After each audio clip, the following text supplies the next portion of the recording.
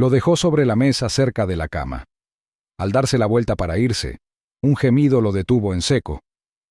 «¿Tú?» Malik se giró. Gregory tenía los ojos entreabiertos apenas. Su mirada era vidriosa, desenfocada, pero aún así la encontró. «¿Me salvaste?» Su voz era áspera, como gravilla raspando metal. Malik parpadeó. No esperaba que hablara. Yo estaba allí», dijo en voz baja, retrocediendo un paso. Gregory lo miró fijamente, respirando con dificultad. Frunció el ceño, como si intentara comprender algo inalcanzable. «¿Por qué no corriste?» «No lo sé», respondió Malik. «Alguien tenía que ayudar». La mirada de Gregory se suavizó por un momento. Abrió la boca para decir algo más, pero el monitor cardíaco se disparó y una enfermera irrumpió en la habitación. «No puede estar aquí», espetó la enfermera interponiéndose entre Malik y la cama. «Se acabó el horario de visitas». Malik no discutió. Pasó junto a ella y salió por la puerta, desapareciendo por el pasillo como humo. Durante los 3 días siguientes, regresó. Siempre durante los cambios de turno. Siempre silencioso. A veces traía galletas, a veces cómics viejos con páginas faltantes. Nunca decía mucho. Simplemente se sentaba en la esquina hasta que Gregory se despertaba o las máquinas pitaban demasiado fuerte y hacían correr a las enfermeras. No quería nada, ni dinero, ni agradecimientos. Había algo en ver al hombre respirar que le facilitaba el sueño a Malik, pero entonces todo cambió. La 4ª noche, al salir por la entrada lateral del hospital, Malik notó algo extraño. Una camioneta negra aparcaba al otro lado de la calle. Tenía las ventanas tintadas y el motor demasiado silencioso para un vehículo de ese tamaño. Mientras Malik se alejaba, la camioneta avanzó, igualando lentamente su ritmo desde la distancia. No miró atrás. No echó a correr. Pero se le erizó todo el vello de los brazos. 3 cuadras después, se agachó en un callejón y se pegó al frío ladrillo. Echó un vistazo por la esquina. 2 hombres salieron de la camioneta, ambos con trajes negros, hablando por unos diminutos auriculares. Sus rostros eran inexpresivos, profesionales. No eran policías, no eran periodistas, eran algo más. Malik se adentró más en el callejón, agazapado detrás de un cubo de basura hasta que el sonido de la camioneta se desvaneció.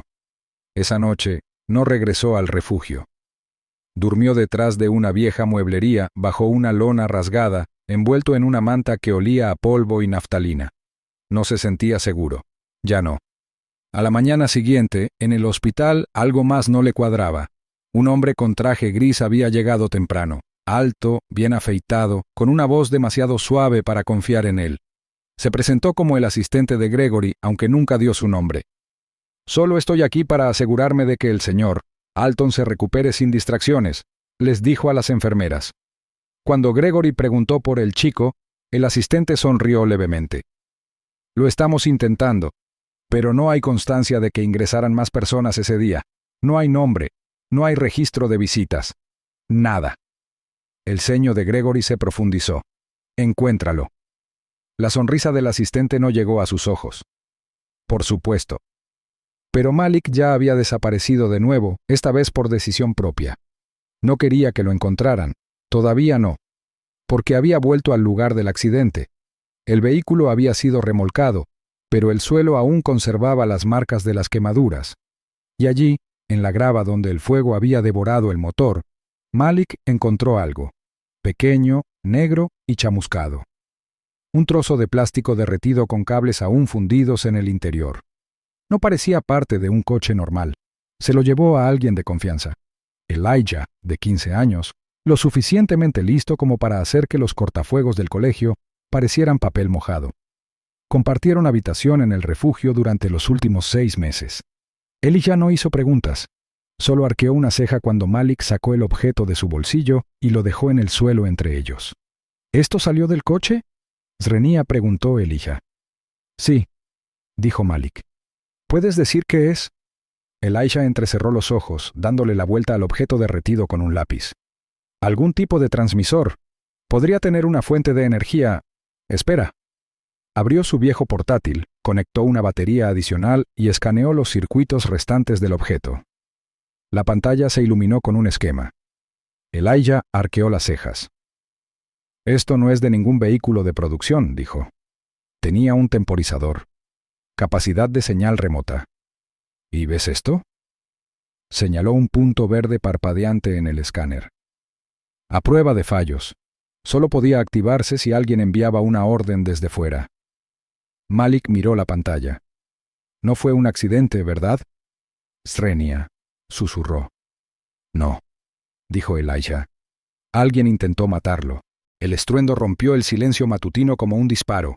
Un sedán plateado atravesó la estrecha carretera a toda velocidad, con los neumáticos chirriando contra el asfalto mojado antes de estrellarse contra un poste de cemento con un crujido de acero y vidrio. El impacto fue tan violento que volcó el coche. Por una fracción de segundo, todo quedó en silencio. Entonces se oyó el silbido, fuertes y furiosas ráfagas de vapor del radiador agrietado, seguido de la lenta subida de humo negro desde debajo del capó arrugado. Al otro lado de la calle, Malik Evans se quedó paralizado. Acababa de salir del callejón junto a la vieja acería, con una bolsa de basura medio llena al hombro, llena de latas vacías y botellas de plástico. El chirrido lo pilló desprevenido. El choque le impactó en el pecho como un rayo. Ahora estaba allí, con el corazón latiendo con fuerza, la mirada fija en los restos humeantes. Y entonces echó a correr. No lejos, sino de ello. Hacia el peligro. Sus zapatillas golpeaban el pavimento agrietado mientras cruzaba la calle a toda velocidad. Los cristales crujían bajo sus pies. El sedán estaba de pie sobre el techo, con el parabrisas destrozado y una puerta atascada por el marco doblado. Las llamas titilaban débilmente bajo el compartimento del motor. Un gemido sordo y metálico provenía de los bajos, como si el propio coche gritara de dolor. Malik dejó caer la bolsa de basura sin pensarlo 2 veces y se arrojó al asfalto junto al accidente. «¿Hola? ¿Me oyes?», gritó con la voz entrecortada por el pánico. Dentro, desplomado sobre el volante invertido, había un hombre. Mayor, quizá de unos 60 años. La sangre le corría en finas líneas por la frente, goteando desde la sien y empapando el cuello de su traje azul marino. Tenía los ojos cerrados. Su pecho apenas se movía. Las manos de Malik temblaban mientras tiraba de la manija de la puerta. No se movió. Maldijo en voz baja, no por ira, sino por miedo. Observó la calle. Nadie. Ningún coche. Ninguna ayuda. El límite de Eastwell parecía un pueblo fantasma de madrugada. Sobre todo cerca de la línea de producción abandonada. Si alguien había oído el estruendo, ni siquiera se había molestado en salir. Desesperado, Malik se dejó caer al suelo y se metió debajo del marco. Una palanca de hierro yacía en la acera cercana, probablemente desprendida del maletero. La agarró y volvió a la puerta a toda prisa. Tenía las palmas empapadas de sudor, pero metió la palanca entre la puerta y el marco deformado y empujó con todas sus fuerzas. Los músculos se tensaron. El metal crujió. Sus rodillas resbalaron sobre cristales rotos. «Vamos», Srenia murmuró. «¡Vamos!». Un fuerte chasquido abrió la puerta unos centímetros. Otro empujón y las bisagras cedieron. Malik metió la mano y desabrochó el cinturón de seguridad del hombre. El hombre cayó flácido en sus brazos, más pesado de lo que parecía. «Aguanta, viejo», dijo Malik con voz temblorosa. «No te vas a morir aquí». Las llamas bajo el motor brillaban más. Algo bajo el capó silbó y chispeó. El olor a aceite quemado llenó la nariz de Malik. Tiró. Todo su cuerpo le gritaba que parara. Los brazos por la tensión, la espalda por el ángulo incómodo, las rodillas por los cristales clavándose en sus vaqueros. Pero siguió adelante. Poco a poco, sacó al hombre del accidente, tropezando hacia atrás, hacia la acera. Y justo cuando dejaron atrás la acera, el coche estalló tras ellos. La explosión envió una ola de calor por la espalda de Malik. Se abalanzó sobre el hombre, protegiéndolo instintivamente mientras fragmentos de metal y llamas se elevaban hacia el cielo. Un coro de alarmas de almacenes cercanos cobró vida. El humo ascendía en densas espirales negras. Malik tosió con fuerza, jadeando. Le temblaban los brazos al apartarse del hombre y sentarse. El hombre mayor respiraba, superficial e irregular, pero vivo. La sangre le enmarañaba el pelo plateado. Una de las lentes de sus gafas estaba rota. Su reloj de pulsera dorado que colgaba suelto de su brazo estaba chamuscado, pero seguía sonando. Pasos. Sirenas. Por fin. distantes y cada vez más fuertes. El pecho de Malik se agitó mientras miraba a su alrededor. No sabía qué hacer. Ni siquiera sabía por qué había hecho lo que acababa de hacer. No había pensado. Simplemente se movió. El mundo seguía girando a su alrededor. El zumbido en sus oídos competía con las sirenas que se acercaban. «¡Oye, niño!», Srenia gritó una voz desde el camino. 2 paramédicos con chaquetas azul marino subían corriendo la colina con bolsas de equipo. Uno de ellos le hizo un gesto a Malik, pero Malik no respondió. Retrocedió un paso, con el corazón aún latiéndole con fuerza sin saber qué decir. No se suponía que estuviera allí. Ni siquiera tenía una dirección. «¡Respira!», Srenia gritó el primer paramédico. Malik asintió, aturdido. «Bien, retroceda». Los paramédicos se abalanzaron sobre el hombre con precisión, máscara de oxígeno, comprobación de signos vitales, collarín. Otro paramédico, más joven, se detuvo y miró a Malik. Lo sacaron. Malik abrió la boca para hablar, pero no salió nada. Solo asintió de nuevo. El paramédico parpadeó, impresionado. Podría haberle salvado la vida, pero Malik ya se había dado la vuelta. Retrocedió por el callejón lentamente, con una mano sobre el corazón acelerado. Nadie lo perseguía. La atención se había centrado en el accidente y el hombre herido.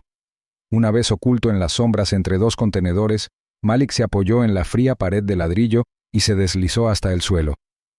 Tenía las manos sucias. Sus vaqueros estaban rotos a la altura de las rodillas y le sangraba la palma izquierda. No sabía el nombre del hombre. No le importaba si era rico o pobre. Solo sabía que una vida había estado a punto de terminar y él la había impedido. Pero la verdad, lo que Malik no podía saber entonces, era que el hombre al que había salvado era Gregory Alton, el multimillonario y solitario fundador de Alton Dynamics, un imperio tecnológico valorado en miles de millones. Gregory no había aparecido en público en más de un año, evitando a los medios, las cumbres empresariales e incluso a sus propios accionistas. Y lo más importante, lo que ni Malik, ni los paramédicos, ni el propio Gregory sabían aún, era que alguien había manipulado los frenos del coche 2 días antes. No había sido un accidente. Había sido planeado, preciso, en el momento justo. Malik, por pura casualidad y una valentía inimaginable, no solo había salvado una vida, había interrumpido una conspiración, y mientras permanecía sentado, oculto en el callejón, viendo cómo la ambulancia se alejaba a toda velocidad con las luces destellantes, una pregunta resonaba en su mente con más fuerza que las sirenas. ¿Y ahora qué? La habitación del hospital estaba en silencio, salvo por el suave pitido de un monitor cardíaco y el tenue traqueteo de un ventilador en el techo. Malik estaba en el pasillo, justo al otro lado de la cortina de urgencias, mimetizándose como una sombra contra las paredes verde pálido. La ambulancia había llegado minutos antes. Las sirenas silenciaban el sonido mientras trasladaban al hombre inconsciente a través de las puertas dobles. Malik la había seguido, no por curiosidad, sino por algo más profundo, algo que no podía identificar. Solo necesitaba saber que el hombre iba a sobrevivir. Dentro de la habitación, las enfermeras se movían rápidamente, hablando con voz entrecortada. Presión baja, estabilízala con líquidos. Instaura un goteo salino. Haz una imagen de la herida de la cabeza, rápido. Malik se apoyó en la pared, intentando respirar con normalidad, con el corazón aún acelerado. Una enfermera pasó junto a él, casi rozándole el hombro. Mantenía la cabeza gacha, evitando el contacto visual. Nadie lo notaba. Nadie lo hacía nunca. Había aprendido a mimetizarse, a moverse sin llamar la atención. Era una habilidad de supervivencia, quizá la más importante que poseía. Entonces la oyó, una voz, suave pero clara, que interrumpía el murmullo de la cháchara médica. Gregory Alton, 63. Lo trajeron del accidente del Liberty. Malik giró la cabeza bruscamente. 2 paramédicos estaban cerca de un carro de suministros, hablando en voz baja sobre el papeleo. Ese nombre, Alton, le sonaba familiar, y la forma en que lo pronunciaron, con una especie de asombro y sorpresa, le oprimió el pecho a Malik. ¿Es Gregory Alton? Component Placement, susurró uno de los paramédicos. ¿Alton Dynamics? Sí, es él. No tiene identificación, pero solo el reloj. Es real. ¿Conoces los rumores? Un multimillonario solitario. Nadie lo ha visto en meses. Malik abrió mucho los ojos. No tenía ni idea de quién era el hombre del coche cuando lo sacó, pero ahora el nombre le hacía clic. Gregory Alton. Él era la razón por la que la mitad de las fábricas de Eastwell cerraron años atrás, cuando Alton Dynamics trasladó sus operaciones al extranjero. Algunos lo llamaban fantasma, otros genio. Y ahora estaba aquí, sangrando, apenas con vida. Esa noche, mientras las luces del hospital se atenuaban y los visitantes se marchaban, Malik regresó. Esperó a que las enfermeras cambiaran de turno. Se escabulló entre dos conserjes que fregaban el suelo del pasillo y se dirigió sigilosamente a la habitación 104. La puerta estaba entreabierta. Dentro, Gregory yacía inmóvil bajo una fina manta, con un tubo de oxígeno bajo la nariz y los monitores trazando suaves curvas en la pantalla. Malik entró, vacilante. En sus manos, envuelto en una servilleta, llevaba un sándwich, mitad mantequilla de cacahuete, mitad mermelada de uva. Era lo mejor que pudo conseguir. Lo dejó sobre la mesa cerca de la cama. Al darse la vuelta para irse, un gemido lo detuvo en seco. «¿Tú?» Malik se giró. Gregory tenía los ojos entreabiertos apenas. Su mirada era vidriosa, desenfocada, pero aún así la encontró. «¿Me salvaste?» Su voz era áspera, como gravilla raspando metal. Malik parpadeó. No esperaba que hablara. Yo estaba allí», dijo en voz baja, retrocediendo un paso. Gregory lo miró fijamente, respirando con dificultad. Frunció el ceño, como si intentara comprender algo inalcanzable. «¿Por qué no corriste?» «No lo sé», respondió Malik. «Alguien tenía que ayudar». La mirada de Gregory se suavizó por un momento. Abrió la boca para decir algo más, pero el monitor cardíaco se disparó y una enfermera irrumpió en la habitación. «No puede estar aquí», espetó la enfermera interponiéndose entre Malik y la cama. «Se acabó el horario de visitas». Malik no discutió. Pasó junto a ella y salió por la puerta, desapareciendo por el pasillo como humo. Durante los 3 días siguientes, regresó. Siempre durante los cambios de turno.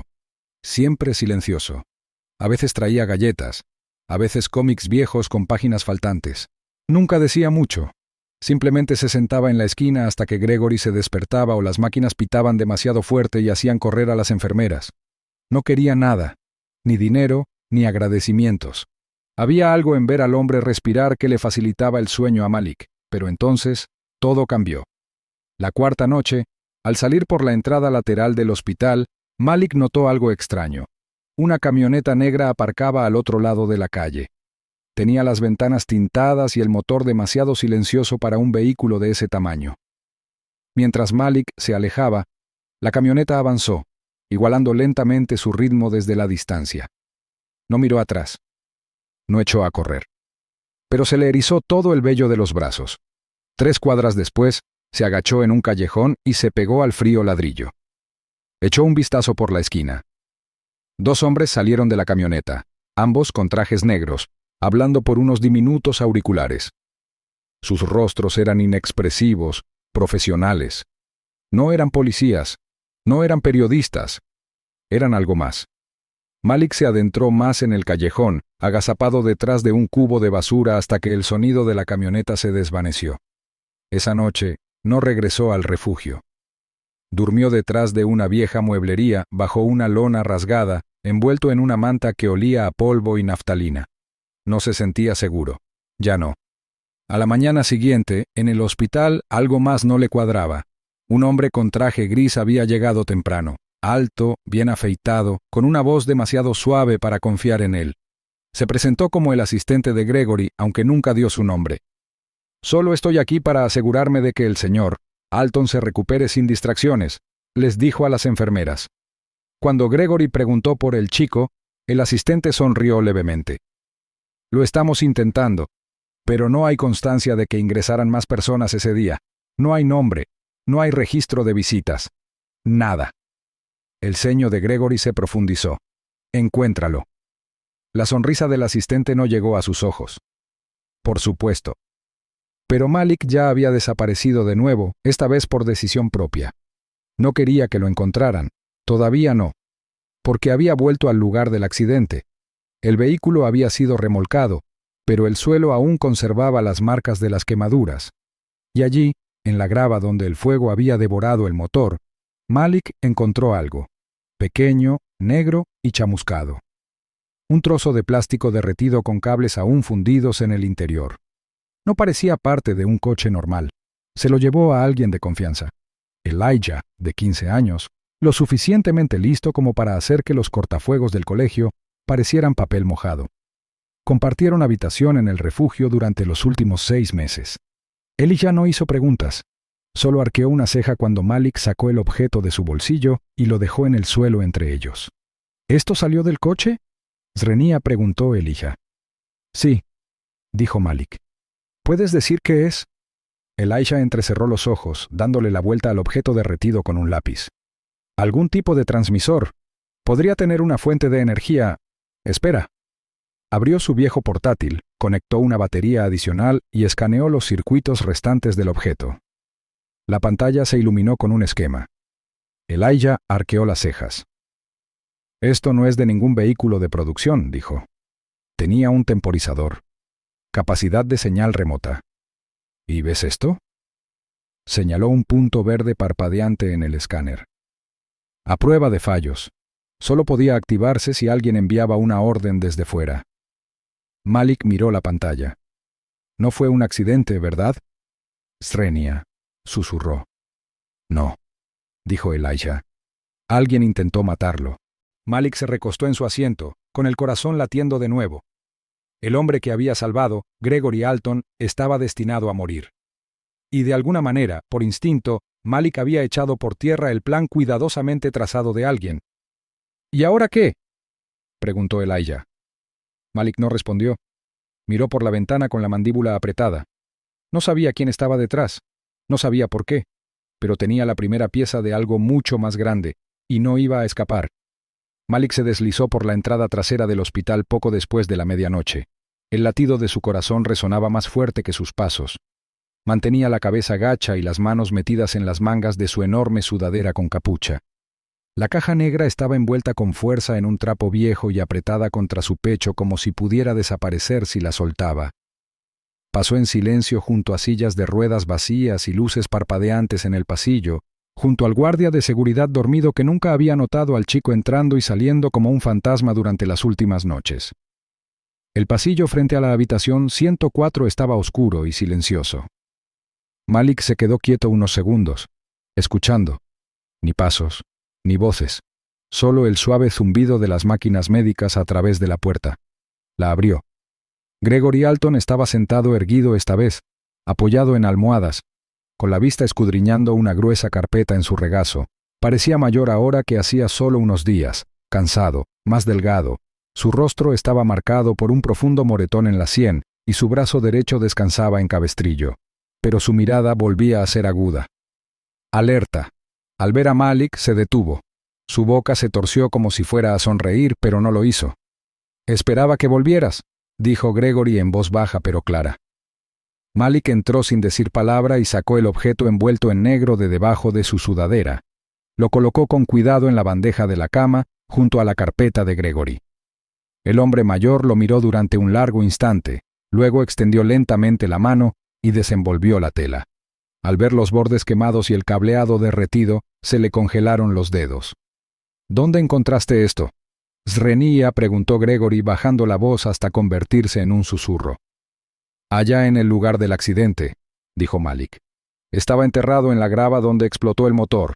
Le pedí a un amigo, que es bueno con la tecnología, que lo revisara. Dijo que tenía un temporizador, un mecanismo de seguridad, activación remota». Los hombros de Gregory se tensaron. Cogió la caja negra con delicadeza, sosteniéndola como si fuera venenosa. «Esto no es parte de mi coche», murmuró, entrecerrando los ojos. Esto fue añadido». Malik asintió lentamente. «Alguien intentó que pareciera un accidente». Los dedos de Gregory se cerraron alrededor del borde de la bandeja, con los nudillos blancos. No solo alguien. Se quedó callado un momento. Malik no lo interrumpió. Solo observó cómo algo cambiaba en los ojos de Gregory, dolor, luego comprensión, luego resolución. Iba a anunciarlo la semana que viene, dijo Gregory de repente. La junta directiva aún no lo sabe. Planeaba dejar Alton Dynamics. Reuní documentos, pruebas de lo que han estado haciendo a mis espaldas, fondos robados, empresas fantasma, acuerdos tecnológicos con compradores que juramos no tocar jamás, algunos peligrosos. Seguí la pista. Lo tenía todo planeado y entonces levantó la vista, mirando fijamente a Malik. Una semana antes de mi salida a bolsa, reemplazaron a mi chofer, sin explicación. Dijeron que había solicitado un reasignamiento. No le di mucha importancia. Entonces fallaron los frenos. La voz de Malik era apenas audible. Así que no intentaban matarte. Gregory se recostó en las almohadas, sintiendo la comprensión como un peso en el pecho. Intentaban eliminar las pruebas. Durante un buen rato, ninguno de los dos dijo nada. Los ojos de Malik se dirigieron hacia la ventana, observando las luces de la ciudad parpadear a lo lejos. Finalmente, Gregory cogió su tableta de la mesita de noche. Revisó algunas carpetas cifradas y luego giró la pantalla hacia Malik. Estos archivos lo contienen todo, pero no puedo enviarlos desde este hospital. Mis dispositivos, mi personal. Ya no sé en quién puedo confiar. En ti, sin embargo. Malik lo miró confundido. ¿En mí? Has estado arriesgando tu vida por un hombre que ni siquiera conocías, dijo Gregory. Ya has hecho más que cualquiera a quien le haya pagado un salario. No eres solo un niño. Eres alguien que ve cosas que otros pasan por alto. Eres alguien que nunca esperarían. Le entregó a Malik una memoria USB. Todo está aquí. Copias de seguridad, nombres, cuentas, contratos. Hay un abogado de confianza en Rivermount, Raymond Keane. Lo encontrarás en el 226 de la calle Wren. Él sabe qué hacer con esto. Malik dudó, mirando la memoria USB. ¿Quieres que te entregue esto? ¿Yo? Gregory asintió. Me estarán vigilando, mirando los canales de siempre. Pero tú, nadie sabe tu nombre. No esperaban que formaras parte de esto. Es la única ventaja que tenemos. Malik tragó saliva con dificultad. Sus dedos se cerraron alrededor de la memoria USB. Esa noche no regresó al refugio. No durmió detrás de las viejas tiendas ni se coló en el hospital. En cambio, esperó cerca de las vías del tren, escondido entre las cajas y los contenedores oxidados, mientras las locomotoras de carga pasaban rugiendo. Esperó hasta que la ciudad se durmió. A las 007, se deslizó a bordo del tren de pasajeros de medianoche a Rivermount. Llevaba una sudadera negra con capucha, calada hasta la cara, y una mochila ceñida a los hombros. La memoria USB estaba en una pequeña bolsa debajo de la camisa. Se había aprendido las indicaciones de memoria. El despacho del abogado no estaba lejos de la estación. Pensó que lo había conseguido, hasta que los vio. 2 filas más adelante, en el siguiente vagón, estaban los mismos hombres de la camioneta. Trajes, auriculares, rostros inexpresivos. Uno de ellos se giró, observando a la multitud. El otro tecleó algo en su teléfono. A Malik se le encogió el estómago. Se deslizó en el siguiente vagón y se sentó junto a un hombre mayor vestido con uniforme de conserje. Se encorvó, se ajustó la capucha y cerró los ojos. «Señor», swingó uno de los hombres desde atrás con voz tranquila pero firme. «Buscamos a un pasajero. Joven, con capucha oscura. Viaja solo». Malik no se movió. El conserje a su lado, calvo y medio dormido, lo miró y susurró. «¿Estás en problemas, chico?» Malik negó con la cabeza. «Solo necesito unos minutos». El conserje no dijo nada más. Se oyeron pasos. Se apagaron voces. Malik se levantó y se dirigió a la parte trasera del tren, luego se deslizó por la estrecha puerta al siguiente vagón. Allí estaba más oscuro, más vacío. Se agazapó detrás de una máquina expendedora y escuchó. «Dijeron que tiene los archivos», decía uno de los hombres desde el otro lado del muro. «Si el chico llega a Rivermount, se acabó. Lo perderemos todo». El corazón de Malik latía con fuerza. Ya no perseguían a Gregory. Iban tras él. No solo para detener la verdad, sino para detener a quien la portaba. No era solo un testigo. Era la última pieza del rompecabezas que no habían considerado. Y eso lo cambió todo. Malik apretó la mandíbula y se puso de pie. Ya no corría. Estaba contraatacando. La noticia estalló justo antes del amanecer. Las pantallas se iluminaron en las redacciones, los teléfonos vibraron en las salas de juntas y los titulares recorrieron las pantallas digitales como un rayo que hendía un cielo oscuro. Millonario denunciante descubre un intento de golpe de Estado corporativo. Debajo, en letra más pequeña, aparecía un titular diferente, apenas perceptible. Adolescente anónimo entrega evidencia que desencadena una investigación federal. Habían pasado 3 meses desde el tren de medianoche a Rivermount. 3 meses desde que un chico con una memoria USB en la camisa cruzó los límites de la ciudad mientras hombres trajeados lo perseguían. Las pruebas que Malik presentó no solo abrieron un caso, sino que hicieron estallar el caos en una de las corporaciones más poderosas del país. La investigación federal duró 11 días. Cuando Gregory Alton entró en la sala del tribunal, no lo hizo como un director ejecutivo herido en busca de venganza, sino como un hombre que había venido a exponer una maquinaria construida sobre mentiras. Habló con calma, con claridad, sin artificios. Fundé Alton Dynamics con la convicción de que la tecnología debe servir a las personas, no al poder. En algún momento del camino perdimos ese rumbo, y cuando intenté corregirlo, intentaron borrarme.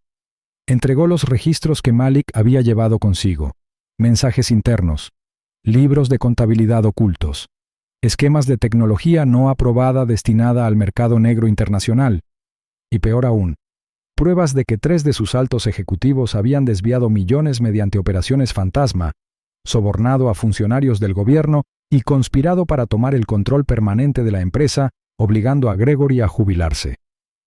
La audiencia terminó entre jadeos. Las cámaras grabaron durante horas, pero incluso con todo ese ruido, el nombre de Malik nunca llegó a los titulares, y él lo prefirió así. En un tranquilo internado enclavado en las verdes colinas de Farrow Glen, Malik Evans vivía con un nombre diferente. Uno nuevo, elegido por él y sellado con la firma de Gregory en los formularios de inscripción. Nadie en la escuela sabía quién era realmente. Para ellos, era solo otro transferido, un poco callado, inusualmente observador y siempre garabateando en un cuaderno de cuero durante el almuerzo. Gregory había insistido en el acuerdo. «Aquí estarás a salvo», dijo durante una de sus primeras reuniones en el campus. «Se acabaron los escondites, se acabaron los callejones. Has hecho más de lo que la mayoría de los hombres adultos harían». «¿Pero y si vuelven?», Zrenia preguntó Malik. «¿Y si esto no termina?». Gregory le puso una mano en el hombro. «Entonces se enfrentarán a los dos, pero hasta entonces mereces vivir». Malik nunca había vivido en un lugar con cortinas, ni con cajones llenos de ropa limpia. Nunca se había sentado en un aula donde los profesores supieran su nombre, ni había caminado por los campos sin mirar por encima del hombro. Seguía revisando, de vez en cuando, por costumbre. Pero cada vez, el miedo se desvanecía un poco más. Gregory lo visitaba casi todos los fines de semana. No como multimillonario, ni siquiera como el hombre que Malik había rescatado de un coche en llamas. Venía como algo más, una presencia discreta que traía tableros de ajedrez y sándwiches caseros. Se sentaban bajo el arco cubierto de hiedra cerca del jardín, jugando largas partidas y hablando de todo menos del accidente. Una tarde, con nubes bajas y suaves en el cielo, Gregory se recostó en el banco y miró a Malik. «No solo me salvaste la vida», dijo en voz baja, «me recordaste lo que significa vivirla». Malik no respondió de inmediato. Simplemente movió su alfil forzando un jaque en el tablero. Gregory rió suavemente. «Jaque mate en 3», murmuró. «Te enseñé demasiado bien». Pero Gregory no había regresado como director ejecutivo. Ese título pasó a un líder interino elegido por la Junta, una de las pocas personas que no se vio afectada por el escándalo. Gregory permaneció solo como un miembro silencioso de la Junta. No hablaba en las reuniones ni asistía a las llamadas. Dedicaba su tiempo a otras cosas. Fundó algo, The Evans Trust, una fundación, nombrada en honor a Malik, dedicada a ayudar a los niños huérfanos de Eastwell a encontrar refugio, comida y educación. El papeleo era discreto, los donantes anónimos, pero el impacto fue como olas que se forman en una sola piedra. El refugio en ruinas donde Malik había dormido tras los contenedores de basura fue restaurado. Se instaló un laboratorio tecnológico, idea de Elijah. Elijah también tuvo una oportunidad. Tras enterarse de su ataque al sistema de autobuses de la ciudad, Un agente federal lo llamó un genio creativo en circunstancias desafortunadas. Le consiguieron una beca completa, con alojamiento y comida incluidos. Elijah se mudó a una residencia de estudiantes 2 pueblos más allá, pero seguía enviando mensajes de texto a Malik todas las noches, generalmente con acertijos de código ridículos o consejos sarcásticos sobre cómo sobrevivir a la comida de la cafetería. «Sabes que aquí cocinan pescado en el microondas, ¿verdad?», un mensaje decía. Malik se había reído a carcajadas. El sonido lo pilló por sorpresa. Pero había noches en las que no reía, noches en las que su mente volvía al fuego bajo el capó, el choque, los hombres de traje negro, el momento en el tren en que pegó la cabeza a la ventanilla, esperando a ver si la siguiente parada sería la última.